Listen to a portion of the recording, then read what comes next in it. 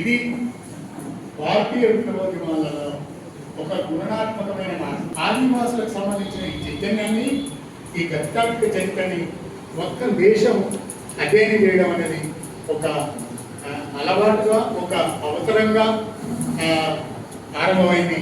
ఇవాళ వాళ్ళు ఎంత దూరం పోయింది అంటే నేను యుగ కథలని 238 కథలు వేసాను. అది అవన్నిటికీ మొట్టమొదటి ప్రకటన. తర్వాత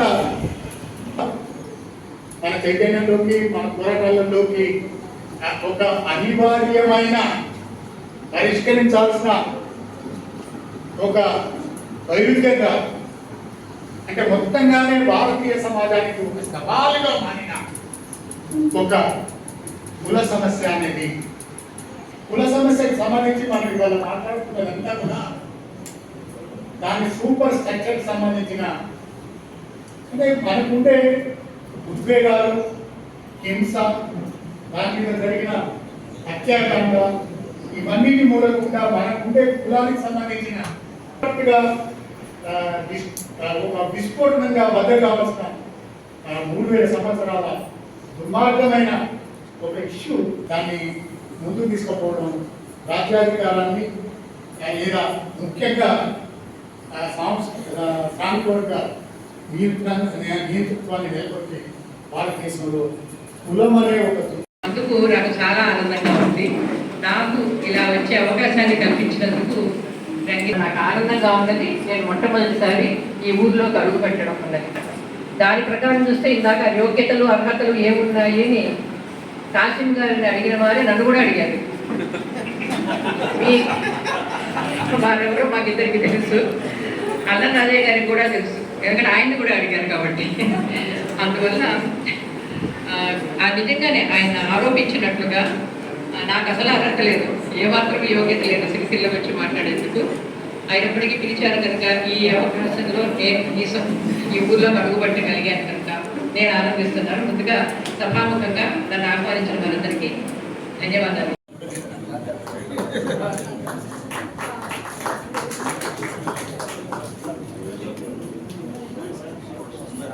రాజేశ్వరి మధ్యలో, ఎందుకంటే జనగామకి వెళ్ళాలి కాబట్టి శ్రీరామ్ రాజేశ్వరి మధ్యలో వెళ్ళిపోతారు. ముఖ్యంగా స్టేట్ ఆఫీసర్గా ఉన్నారు, ఇంటర్మీడియట్ ఆఫీసర్గా ఉన్నారు చాలా కాలం ఇక్కడ కూడా. తర్వాత మంగారి రాజేందర్ చెంపు, తర్వాత కథా రచయిత లక్ష్మీపతి గారు. వినోద్ అసలు లేదు.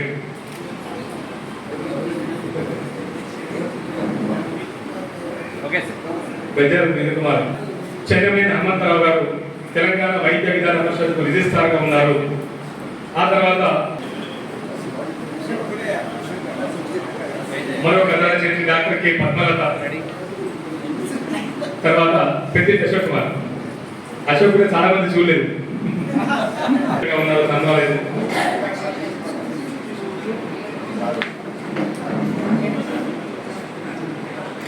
ఓకే తిరుపతి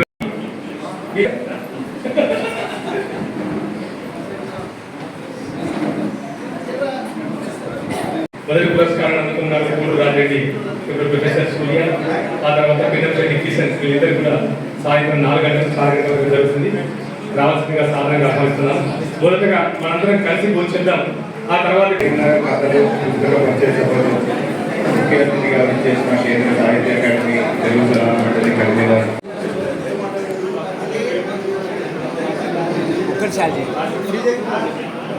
ఉండమానే ఒక్కలను ఉండమాను అక్కడ ఉండమాను దయచేసి మౌనంగా కోరుతున్నాం. ఇందులో మొదటి కథ మన ఆవులూరుకు చెందిన ఆవులూరు గోపాలరావు గారు, ఆయన లేరు.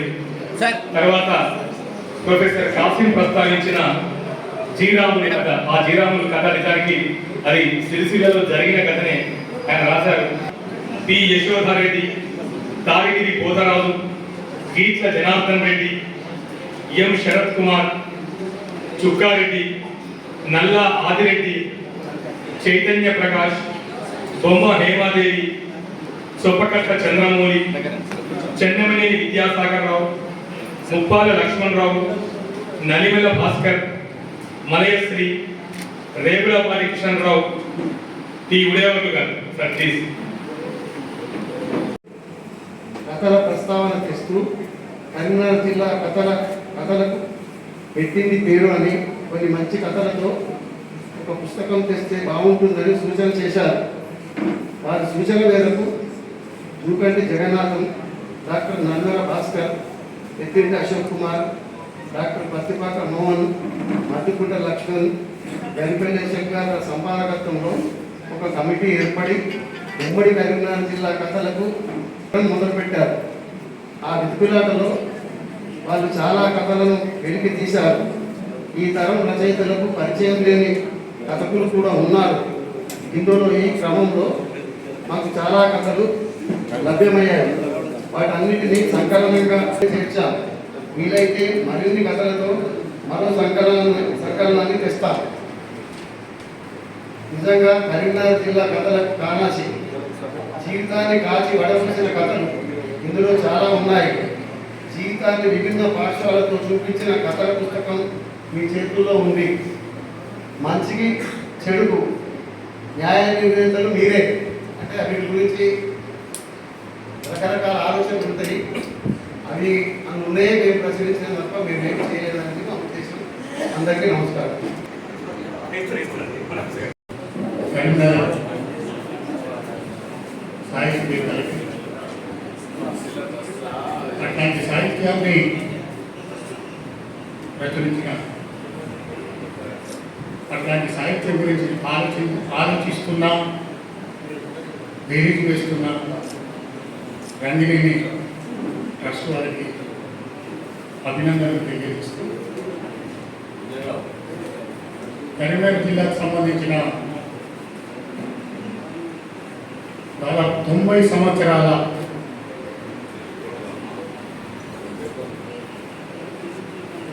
వచ్చిన సంకలనం. బహుశా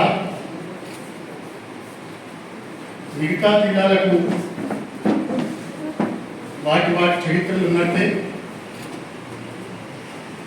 కరీంనగర్ జిల్లాకు సంబంధించిన దత్తాత్మిక చరిత్ర ఒకటి ఉంది. వాళ్ళ ఉదయమే పత్రికలో జూకంటి జగన్నాథన్ గారు రాసినట్టుగా కథా సాహిత్యానికి సంబంధించిన మొదటి ఆనవాళ్ళు బహుశా 1-2 శతాబ్దాలకు సంబంధించి గోదావరి తీర ప్రాంతంలో దొరకడం అనేది మనకు అనిపిస్తుంది. ముఖ్యంగా ఘాటా సప్తవతి, గుణాపీడికి సంబంధించిన కథలు ఇవాళ సాహిత్యంలో మీకు అందరికీ తెలుస్తాయి. అట్లాంటి సాహిత్యం గోదావరి తీర ప్రాంతంలోనే ఎందుకు వచ్చింది అంటే మనకు తెలియని చరిత్ర ఒకటి ఇక్కడ ఉంది. బౌద్ధిస్టులైన స్థానిక ప్రజలకి గోదావరి తీరం పట్టుకొని వచ్చిన బ్రాహ్మణీయ ఆర్య సంతతికి సంబంధించిన వాళ్ళకి మధ్య జరిగిన యుద్ధభూమి కరీంనగర్. బహుశా మీరు గోదావరి తీర ప్రాంతంలో మీరు బాగా అధ్యయనం చేస్తే మీకు దొరికే ఆధారాలు లేదా కులాలు ఆసక్తికరమైనవి. మీకు చాలా కులాలు బీహార్లోని గయకు సంబంధించిన బీహార్కి సంబంధించిన మూలాలు ఇక్కడ కుల ఆచారాలలో మీకు కనిపిస్తాయి. మరో మాటలో చెప్పాలంటే అప్పటి నుంచి ఇప్పటిదాకా ఒక యుద్ధభూమిగా మారిన దానికి ఒక విషాదకరమైన సంకేతం కాళేశ్వరం. కాళేశ్వరం చరిత్రని తెలుసుకుంటే భారతదేశంలో జరిగిన ఆర్య అనార్య కుల బ్రాహ్మణికల్ బౌద్ధ మతాలకు సంబంధించిన గతితానికి చరిత్రని మనం ఇంకా అధ్యయనం చేయొచ్చు. మీకు చాలా చోట్ల అన్ని దేవతల గుళ్ళుంటాయి, కానీ కాళేశ్వరంలో మాత్రం యమధర్మరాజు గుడి ఉండడం లేదు. గమనించాల్సిన విషయం. యమధర్మరాజు అనే ట్రైబల్కి సంబంధించిన దేవుడు కాదు. ఈ దేవుడిని వాళ్ళు బీహార్ నుంచి తీసుకొచ్చి ఇక్కడ ప్రతిష్టాపన చేశారు. కారణం ఏంటంటే అక్కడ ఆదివాసులకి లోకల్ పీపుల్కి మధ్యన యుద్ధలో చనిపోయిన అక్కడి వాళ్ళ కోసం కట్టుబెట్టుకున్నారు. సరే, కాలక్రమంలో అవి ఏ రకమైన మార్పులకు లోనైనవి, అగ్రహాలు ఎట్లా తెలిసినాయి, అక్కడ ఉండే వ్యవసాయ నాయకతలో ఉండే సమస్యలు ఏమిటి. నేను ఈ మధ్యలో గయా ఆ ప్రాంతాలకు వెళ్ళి చూస్తే పంటల నమూనాలతోటి అగ్రికల్చర్ విధానానికి సంబంధించి, మంతెనకి సంబంధించిన దానికి 1932 కౌముదిని కథతో స్టార్ట్ అయిన ఈ పుస్తకం బహుశా రకరకాలుగా 2024 దాకా ఉండే కథల్ని సేకరించి ప్రచురించడానికి 60 భాషకు సంబంధించి లేదా దాని కథలు రూపొందిన చరిత్రకి సంబంధించి రాసిన గారు ఎట్లా మాట్లాడతారు. ఈ కథలు నుంచి మేము ఎట్లా నేర్చుకున్నాం. దాదాపు నాకు ఈ కథలు 73 నుంచి 2024 వరకు నేను ఈ కథలు బహుశా ఇక్కడ ఉన్న వాళ్ళందరికీ కరీంనగర్లో ఏం జరిగిందో, కరీంనగర్లో జరిగిన ఇటీవలి 50 సంవత్సరాల నూతన ప్రజాస్వామిక విప్లవోద్యమానికి సంబంధించిన చరిత్ర నాకంటే మీకు అందరికీ తెలుసు. ఎక్కడుంది అనేది సంవత్సరాలకు సంబంధించిన కథా సాహిత్య రూపానికి సంబంధించిన 60 కథలు మాత్రమే మనకి ఇక్కడ కనిపిస్తున్నాయి. నాకు తెలిసినంత వరకు కరీంనగర్ కథలు 2000 నుంచి 3000 దాకా, పైగా అంతకంటే ఎక్కువనే ఉంటాయని నా అంచనా. ఈ కథలు రూపొందిన క్రమానికి సంబంధించి మనం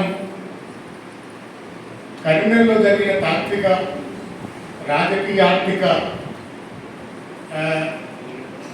అంశాలని, అంటే సామాజిక కలకాలంలో ఉండే సామాజిక అంశాలని మనం అధ్యయనం చేయకుండా ఈ కథలను అర్థం చేసుకోవడం చాలా కష్టం. కారణం ఏంటంటే కరీంనగర్ జిల్లాలో సాహిత్యం ఆధునిక సాహిత్యపు అనుభూతి చెందని పెద్దపల్లికి, మంతరికి, జగ్త్యాలకి రావడం అనేది చాలా ఆశ్చర్యకరమైన విషయం. దీనికి కారణం మా వరంగల్లో 2 కాలేజీలు ఏర్పడ్డాం. ముఖ్యంగా మెడికల్ కాలేజీ, ఇంజనీరింగ్ కాలేజీ ఏర్పడ్డాం. ఆ ఇంజనీరింగ్ మెడికల్ కాలేజీలలో మన విద్యార్థుల కన్నా ఆంధ్రప్రదేశ్ నుంచి వచ్చిన వాళ్ళే ఎక్కువ మంది చదువుకోవడం. వాళ్ళు ముఖ్యంగా గుంటూరు మెడికల్ కాలేజీ వాళ్ళు కొత్తగా వచ్చిన ఈ నక్సల్బరీ రాజకీయాలకు సంబంధించిన స్పృహ వాళ్ళకు ఉండడం, వాళ్ళు రేడియో టీచింగ్ వినడం, అది వరంగల్ దాకా రావడం అనేది జరిగింది. అప్పటికే 60లో అనుకున్న ఒక దశలో, అంటే తిరిగి ప్రపంచాన్ని అమెరికా కబ్జా చేసే ఒక క్రమంలో ప్రపంచవ్యాప్తంగా ఒక పెద్ద యువకులలో ఒక పెద్ద ఉప్పెలాగా ఒక ఉద్యమం అయితే వేసింది. ఆ ఉద్యమానికి సంబంధించిన స్పిరిట్ ఏదైతే ఉందో అది నక్సల్బరీకి వచ్చింది. అది భారతదేశంలోని యువతరానికి కూడా నక్సల్బరీకి రావడం వెనుక 4 విప్లవోద్యమాల అనుభవం ఉంది. అది మొదటి ప్యారిస్ కమ్యూన్ కావచ్చు, రెండవది రష్యా విప్లవం కావచ్చు, మూడవది చైనా విప్లవం కావచ్చు. అంతకంటే చైనా విప్లవంలో వచ్చిన అంటే ఈ మొత్తం విప్లవోద్యమంలో వచ్చిన సంస్కృతిలో వచ్చిన ఒక గొప్ప విప్లవము, చైనాలో వచ్చిన సాంస్కృతిక విప్లవ నేపథ్యంలో ప్రపంచంలో మొత్తంగా ఒక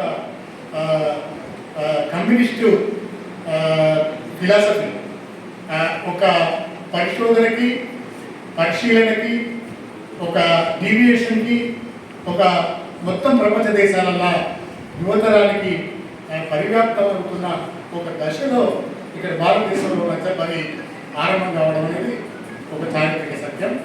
అది బహుశా అన్ని ప్రాంతాలలో వచ్చినట్లుగానే మన ప్రాంతానికి కూడా వచ్చింది.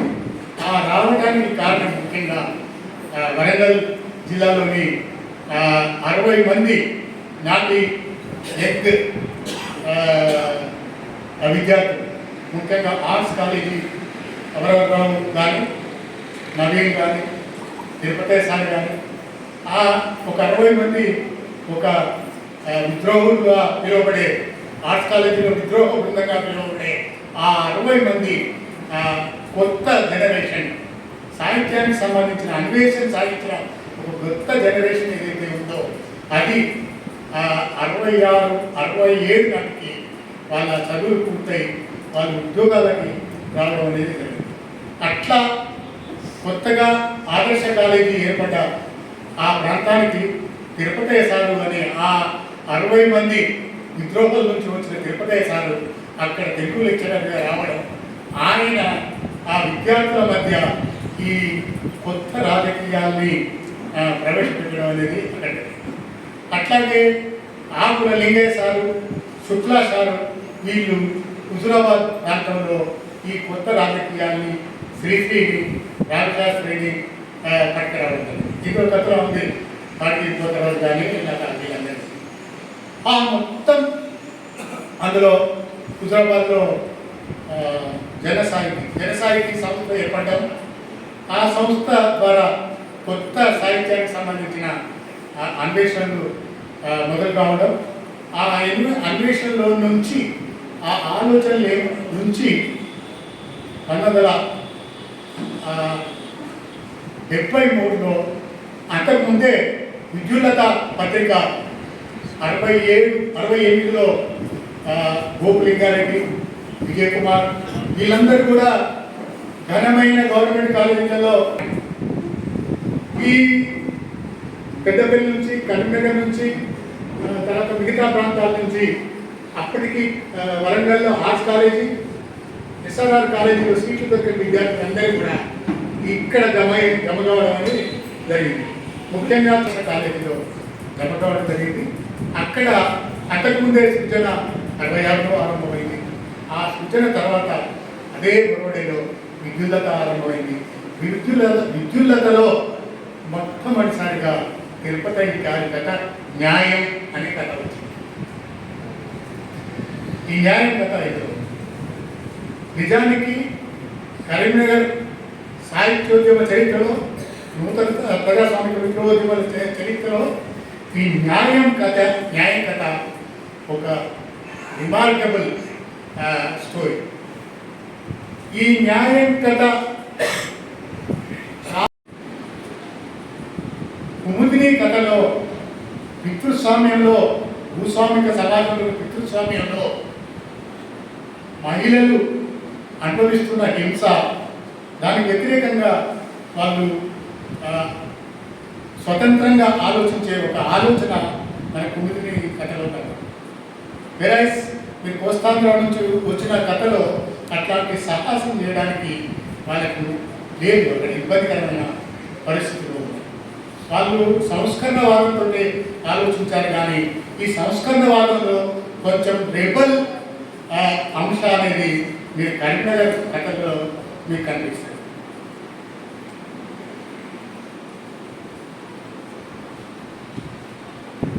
జాతీయ ఉద్యమాలు కూడా కరీంనగర్ జిల్లాను పరిశీలిస్తే కొన్ని ప్రాంతాలలో కమ్యూనిస్ట్ ఉద్యమాలు వచ్చినాయి.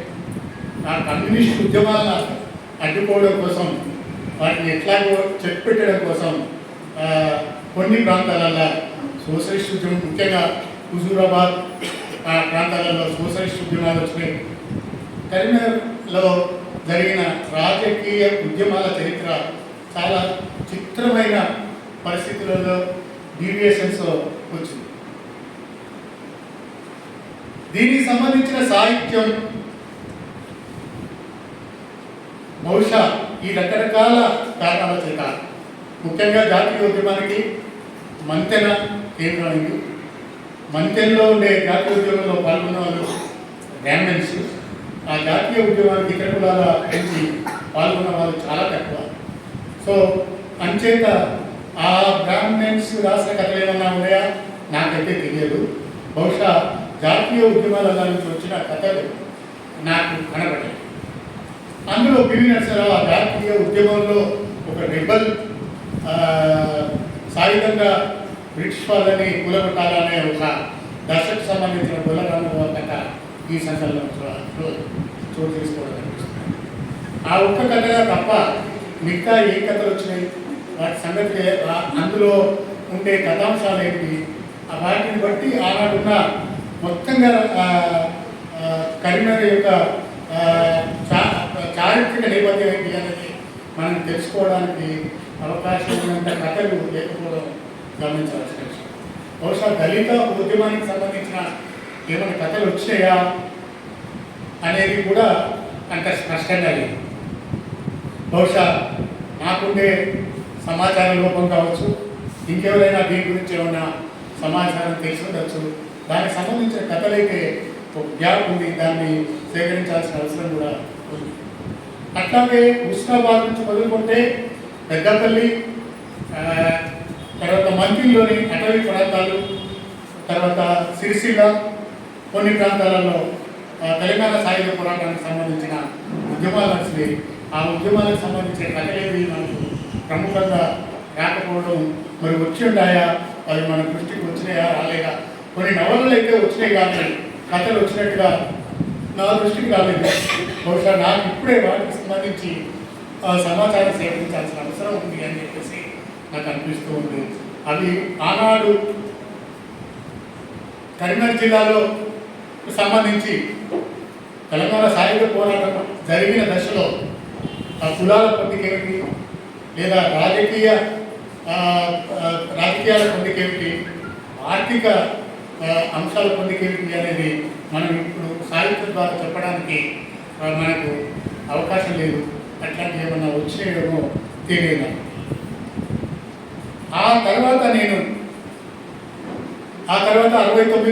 68గా స్టార్ట్ అయిన 69 తెలంగాణ ఉద్యమం, ప్రత్యేక తెలంగాణ ఉద్యమం చాలా విచిత్రంగా మిగతా అన్ని జిల్లాల కంటే విద్యార్థులందరినీ ఎక్కువ సంఖ్యలో సమీకరించిన ఉద్యమం కరీంనగర్లో జరిగిన ప్రత్యేక తెలంగాణ ఉద్యమం.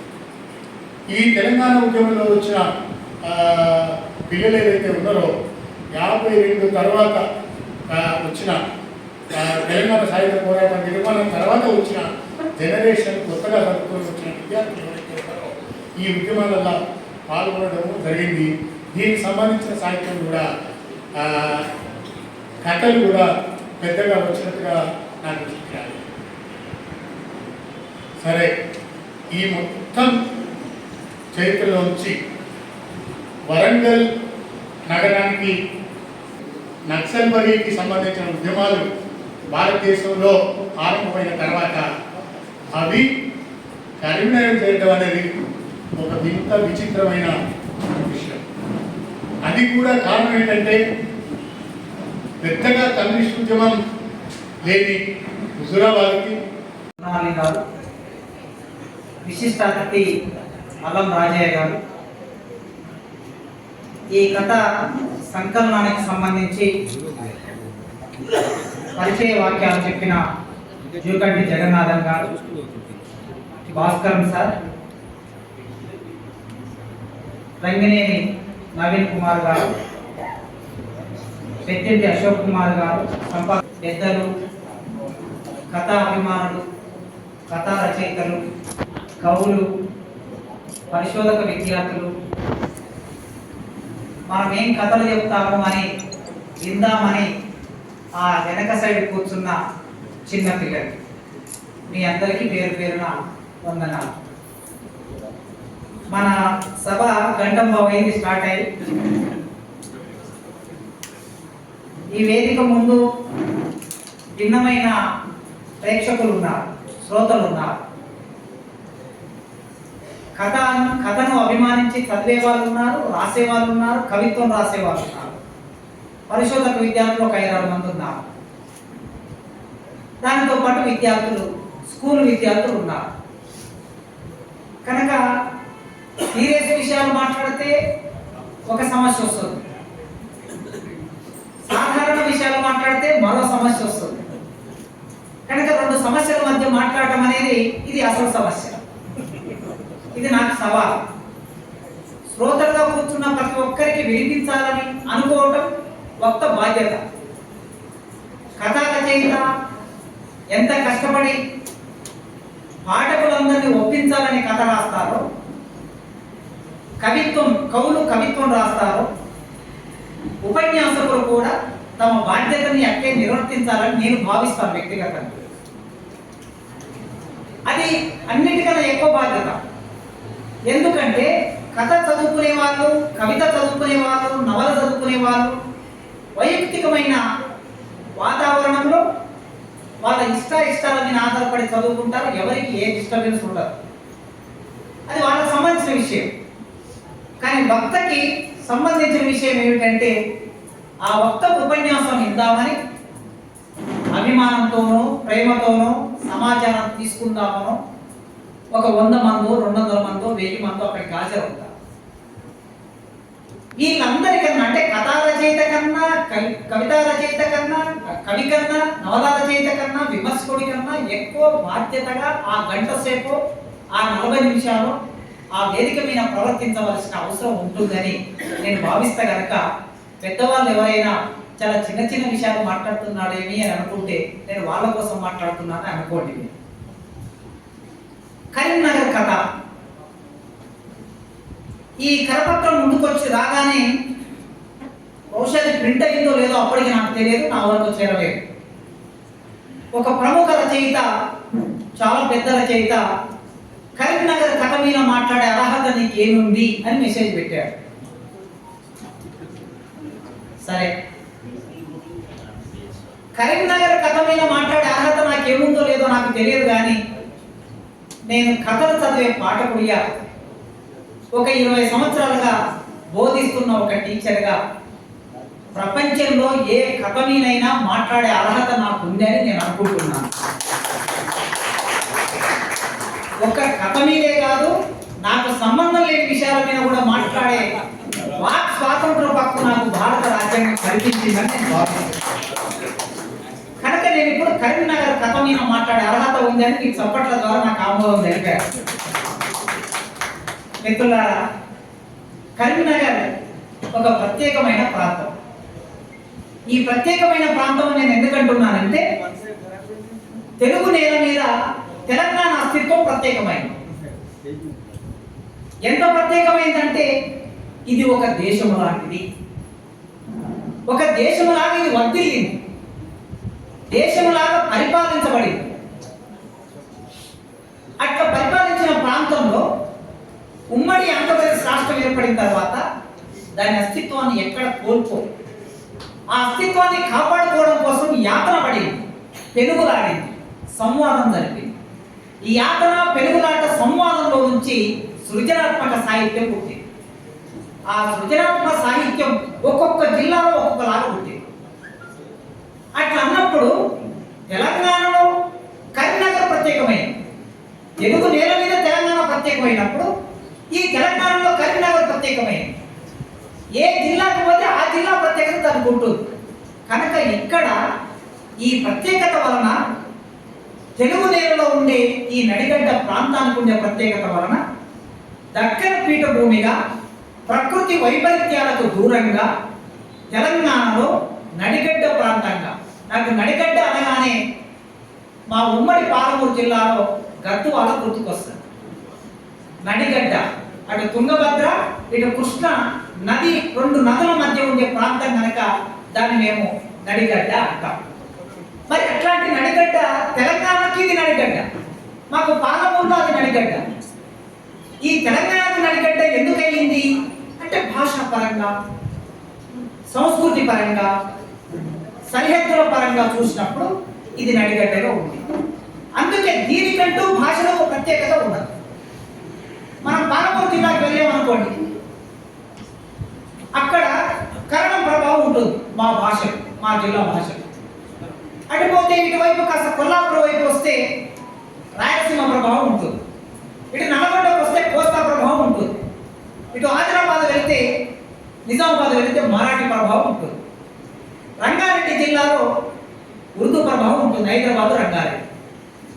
అంటే వేటి ప్రత్యేకత వాటికి ఉంది. మరి కరీంనగర్ జిల్లా దేనికి సరిహద్దు అన్నప్పుడు ఇది నడి ప్రాంతంగా ఉండటం మూలంగా ఎక్కువగా వరంగల్, కరీంనగర్ ఈ రెండింటికి ఒక ప్రత్యేకమైన అస్తిత్వం ఉంది. కనుకనే ఇది ప్రత్యేకమైన ప్రాంతంగా మనం సాహిత్యంలో భాషా పరిశోధకులు, విమర్శకులు దీని గురించి మాట్లాడి ఉన్నారు. అట్లే బృహత్కథకు సంబంధించిన చర్చ వచ్చినప్పుడల్లా ఆ బృహత్కథ కథాసాగరంగా రావడానికి కావాల్సిన నేపథ్యం, పునాది ఇక్కడ ఉంచబడిందని సాహిత్యంలో మనం మాట్లాడుతూ ఉంటాం, రాస్తూ ఉంటాం. కనుక కథ విలసిల్లడానికి, కథ పుట్టడానికి ఇది ఒక భూమికగా పనిచేసింది అని భావించడం అనేది సాహిత్యంలో ఉన్నది.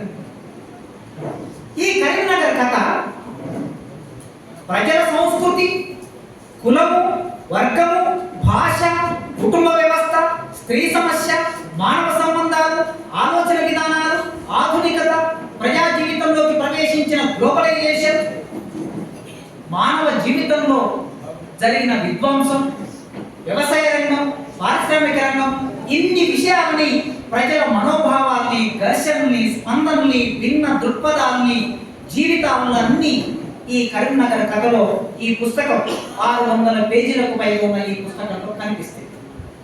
20 కథలు కనిపిస్తారు, 20 కథలు కనిపిస్తాయి.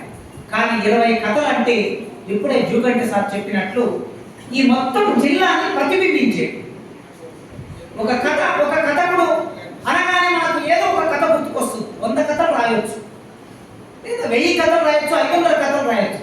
కానీ ఆ కథకుడు అనగానే ఏదో ఒక్క కథ మాత్రం మనకు వెంటనే గుర్తొస్తుంది. ఎందుకంటే గుర్తొస్తుంది, గురజాడ 5-6 కథలు రాశాడు, కానీ దిద్దుబాటు ఎందుకు ప్రామాణికంగా పాఠ్యాంశంగా మారింది, దాని గురించి ఎందుకు చెప్తామంటే అది ఆయన ఒక గీట్ రాయడండి. ఆ విధంగా చూసినప్పుడు కరీంనగర్ కథకులు ఎందరో ఉన్నారు, ఎన్నో రాశారు. వాటికి ప్రాతినిధ్య కథగా ఈ పుస్తకం కనిపిస్తుంది అనేది, ఇన్ని విషయాలని వస్తువుగా తీసుకోవటం, ఈ భిన్నమైన శిల్పం ఉండటం, భిన్నమైన భాష ఉండటం అనేది చూస్తాం. దీంట్లో కరీంనగర్ కథకు సంబంధించి మనం ముందు పుస్తకాలు, ఈ పుస్తకం కన్నా ముందు పుస్తకాలు చూస్తే జి రాములు కథతో మొదలవుతాయి చాలా కథలు. కానీ ఇక్కడ 1940ల కాలంలోనే వచ్చిన ఒక కథతో మొదలు పెట్టారు. ఆ కథను సేకరించారు. నా పరిమిత జ్ఞానంలో, నా పరిశీలనలో కరీంనగర్ కథలకు సంబంధించి విశ్లేషణ వ్యాసాలైనా, విమర్శ వ్యాసాలైనా, లేదా సంకలనానికి సంబంధించి అయినా ఈ మొదటి కథ ఏదైతే వేశారో ఆ కథ మిగతా పుస్తకాల్లో, మిగతా విశ్లేషణలో నాకు కనిపించాలి. కానీ ఇది ఒక ప్రత్యేకమైన పుస్తకంగా కూడా మనం చూడవచ్చు. ఇది మొదటి తరం జి రాములు గారు, పివి నరసింహారావు గారు, సురమౌళి గారు, గూడూరి సీతారాం గారు, వీళ్ళందరూ కరీంనగర్ కథకు సంబంధించిన మొదటి తరం అనుకుంటే, ఇక రెండో తరంలోకి ప్రవేశిస్తే ఇది 70వ దశకం, 65, 70ల నుంచి మొదలుపెట్టి వచ్చినటువంటి, ప్రధానంగా ఈ నేల మీద ఇప్పటి వరకు రాజయ్య గారు మాట్లాడినట్లు వర్గ పోరాటం మొదలైన కాదు, భూ పోరాటాలు మొదలైన కాదు, ఒక సంఘర్షణ మొదలైన కాదు, భూస్వామ్యానికి, రైతులకి, కూలీలకి ఘర్షణ మొదలైన కాలంలో కథ సుసంపన్నమైందని చెప్తాం. ఆ కాలంలో ముఖ్యంగా అల్లం రాజయ్య, రఘోత్తమ్ రెడ్డి, బిఎస్ రాములు, కాలో మల్లయ్య. నేనైతే ఒక సందర్భంలో రాశాను, విప్లవ కవిత్రయం, విప్లవ కథత్రయం, మనకు కవిత్రయం ఉన్నట్లు అల్లం రాజయ్య, రఘోత్తమ్ రెడ్డి, బిఎస్ రాములు అని ఒక సందర్భంలో రాశారు. సరే, ఆ వ్యాసం చదివిన వాళ్ళు చాలా మంది భిన్నమైన అభిప్రాయాలు వ్యక్తం చేశారు అనుకోండి. అయితే ఇక్కడ వీరు ముగ్గురు ప్రారంభంలో, సరే కాలో మల్లయ్య, ఆ తర్వాత కొనసాగితే చాలా మంది కథకులు వచ్చారు. ఈ కరీంనగర్ కథ తొలితరం, మలితరం, చివరి తరం అనే విభజన కూడా ఒకరిద్దరు విమర్శకులు చేశారు. బిఎస్ రాములు గారే ఒక వ్యాసం రాస్తూ ఆ వ్యాసంలో ఈ విభజన చెప్పాడు. ఆయన 1950 నుంచి 60 వరకు, 60 నుంచి 80 వరకు, 81 నుంచి 95 వరకు, అంటే ఈనాటి వరకు ఇట్లా 3 దశలుగా విభజన చేసి ఉన్నారు. ఒకటి రెండు పరిశోధనలు కూడా వచ్చాయి, వాటిని కూడా చూశాను నేను. అయితే ఈ మధ్య పరిశోధనల గురించి మాట్లాడుకుంటే మా మేడం ఇక్కడనే ఉన్నారు, మా అక్క కూడా కింద ఉన్నారు, సూర్య మేడం. పరిశోధనల గురించి మాట్లాడుకుంటే బాధ వేస్తుంటుంది అప్పుడప్పుడు. వాటి నుంచి బయటపడాలి అంటే సమాజం ఒక్కొక్కసారి ఒక సంధికాలంలో ఉన్నప్పుడు కొన్ని సమస్యలు మన ముందుకు వస్తాయి. పరిశోధనలో నాణ్యత ఏమిటి అనే ప్రశ్న అప్పుడప్పుడు మేము ప్రతి సందర్భంలో వేసుకుంటాం. ఆ సందర్భం వేసుకున్నప్పుడు కరీంనగర్ మీద వచ్చిన 2 పరిశోధనలు, కథల మీద వచ్చిన 2 పరిశోధనలు చూశారు. ఆ పరిశోధనలో కేవలం సమాచార సేకరణ కోసం మాత్రమే చేసిన పరిశోధనలు కనిపించాయి. అక్కడ విశ్లేషణ లేదు, విమర్శ లేదు. ఆ సమాచార సేకరణ కూడా అన్వయం లేకుండా సేకరణ చేశారు. అంటే ఒక వాక్యాన్ని పై వాక్యానికి కింది వాక్యానికి ఎక్కడో ఒక అన్వయం ఉండాలి. అన్వయం లేకుండా అక్కడింత చేర్చి ఒక దగ్గర కూర్చున్నట్లు శివారెడ్డి గారు ఉండే మా తెలుగు డిపార్ట్మెంట్ హెడ్ గారు థీసిస్ అంటే తీసి రాసేది అని అంటుండే ఆయన ఉన్నప్పుడు. ఈ తీసి రాసే పని చేశారు కనుక అక్కడ మనం పెద్ద వెతుక్కోవడానికి ఏది లేదు. అంటే కొత్తగా పరిశోధన జరగవలసిన అవసరం కరీంనగర్ కథ మీద ఉంది అని చెప్పడానికి నేను ఈ విషయం చెప్తాను. ఇకపోతే ఇప్పుడు ఇంతకుముందు మాట్లాడిన వాళ్ళు ఇద్దరికి విన్నారు మీరు. నీకేం మిగిలింది, ఇప్పుడు ఏం చెప్తుంది అని మీకు సందేహం రావచ్చు. అది పూర్తిగా న్యాయమైన సందేహం. ఇక మాట్లాడడానికి ఏముంది అనే సమస్య మీకే కథ నాకు కూడా వచ్చింది. ఈ కథలు దాదాపుగా 600 పేజీల పుస్తకం కనుక ఆ పుస్తకం మొత్తాన్ని ఆమూలాగ్రం కలవడం అయితే జరిగింది, కానీ ఇప్పుడు అవంతా చెప్పడానికి సమయం లేదు. కాబట్టి నేను వాళ్ళు చెప్పినది కాకుండా మరో కోణం నుంచి చెప్దామని అనుకుంటున్నాను. చాలా క్లుప్తంగా నా ప్రసంగాన్ని ముగిస్తానని మీకు అభయం ఇస్తున్నాను. ముందసలు దాని నుంచి గుణాఢ్యుడి బృహత్కథ ప్రస్తావన వచ్చింది. అది ఈ నెల నుంచి వచ్చింది అన్నది. దానికి ఇంకొక ప్రత్యేకత ఉంది. బృహత్కథని ఆయన పైశాచి భాషలో రాశాడు. పైశాచి భాష అనేసరికి అది సామాన్యుల భాష, ప్రజలు మాట్లాడుకునే భాష. అది వాళ్ళ రాజుగారికి నచ్చలేదు. సంస్కృతంలో రాయాల్సిన తరుణంలో నువ్వు ఏదో పైశాచి భాషలో రాస్తే అది నాకు అక్కర్లేదని తిరస్కరించి వెళ్ళిపోమన్నాడు. గుణాఢ్యుడు అడవుల్లోకి వెళ్ళి తగలబెట్టేశాడు బృహత్కథని. తగలబెట్టగా మిగిలిపోయిన 7 లక్షల కథలు మిగిలాయి. వాటిని 11వ శతాబ్దిలో సోమదేవుడు అనే అతను ధనాధరి సాగరము అనే పేరుతో సంస్కృతంలోకి అనువదించి వేశాడు. అంటే సంస్కృతంలోకి వేసిన తర్వాత అందరి దృష్టికి వచ్చింది, అందరికీ ఆమోదయోగ్యమైంది. ఆ తర్వాత ఆధునిక కథల్లో కూడా కథలు దాడులు కింద పుస్తకం వచ్చింది. అనేక రకాలుగా ఆ కథలన్నీ మనకి ప్రచారంలో ఉన్నాయి. అంటే మొట్టమొదటి గుణాఢ్యుడు ఎవరి భాషలో రాశాడు? ప్రజల భాషలో రాశాడు. ఆ ప్రజల భాషలో రాయడం అన్నది తెలంగాణకు మరీ ముఖ్యమైన లక్షణం. అందుకు తెలంగాణ కథ చాలా ఉజ్వలంగా ఉందని నేను భావిస్తున్నాను. ఎందుకంటే తెలంగాణలోనే మొట్టమొదట ప్రజల భాషలో రాసిన కథ క్రీస్తు పూర్వం జరిగింది. గుణాఢ్యుడు పైశాచి భాష రాయడం అనేది క్రీస్తు పూర్వం జరిగింది. కాబట్టి మొట్టమొదటి తెలంగాణలోనే ప్రజల భాషలో సాహిత్యం అనేది వచ్చింది. ఆ తర్వాత ఇప్పుడు మనం అన్ని కథలు అన్ని రకాల మన మాండలికమన్నా యాస అన్నా ఇప్పుడు తెలంగాణ వాడతారని కొడతారు మా సిద్ధాన్ని విషయంగా. అందుకే నిజానికి యాస అనేది చాలా అందమైన పదం, దాన్ని అసహించుకోవాల్సిన పదం కాదు. భాష సౌందర్యం మనకు తెలిసేది యాసలో. భాషగా ఉంటుంది, కానీ అది ఎప్పుడైతే యాస అయిందో, ఎప్పుడైతే మాండలికమైందో అప్పుడే దానికి ఒక సౌందర్యం వస్తుంది. కాబట్టి ఆ యాసలో ఆ భాషలో రాయడం అన్నది గుణాఢ్యుడు ఇక్కడ పుట్టినవాడు కనుక ఆ లక్షణం ఇప్పటికీ మనకు కథా సాహిత్యంలో కనిపిస్తోంది. తెలంగాణ కథలో ఇంకా విరివిగా మనకు అది కనిపిస్తోంది. అందుకని నాకు ఈ కథ చదువుతున్నప్పుడు నిజానికి నాకు ఈ భాష తెలుసా ప్రత్యేకంగా తెలియదు, కానీ నాకు ఏ రకమైన ఇబ్బంది కలగలేదు. చాలా హాయిగా చదివేయగలిగాను. నాకేం అర్థం కాలేదని ఎక్కడ అనిపించలేదు. ఏకదా కూడా చాలా వరకు ఆ భాషలోనే కథలు నడుస్తాయి. అంటే మిగిలిన నేపథ్యాలని, చారిత్రక సామాజిక సాహిత్య నేపథ్యాలని అన్నరాజయ్య గారు చెప్పారు. ఈ కథలు వచ్చిన సందర్భం, దాని నేపథ్యం, దాని పరిణామ క్రమాన్ని కూడా కాశీ గారు చాలా వరకు చెప్పేశారు. అయితే ఆయన ఉన్న అభ్యంతరమే నాకు ఉంది, వీటిని వరుస క్రమంలో రాయలేదు, పెట్టలేదు. అందుకని 2011 కట్టిన తర్వాత 1952 వచ్చింది. దీనివల్ల క్రమ పరిణామం తెలియకుండా పోవడం అన్నది ఒక చిన్న లోపమే అని నేను భావిస్తున్నాను. సరే, మరి ప్రశ్నలలో చిన్న లోపాలు ఎదుర్కొంటారు. కానీ ఈ కథలు చదివినప్పుడు నాకు అనిపించింది ఏమిటంటే, సరే వర్గం గురించి మాట్లాడతాం, వర్గ దృక్పథము వర్గ వివక్ష, జెండర్ వివక్ష, కుల వివక్ష ఇవన్నీ నేపథ్యంగా ఉన్నాయి ఈ కథలకి. అవన్నీ ఇంతవరకు అందరూ చెప్పేస్తున్నారు. కానీ ఇందులో నాకు ఈ కథలో నాకు అనిపించిన మరొక చాలా ముఖ్యమైన విషయం హక్కులకు సంబంధించింది.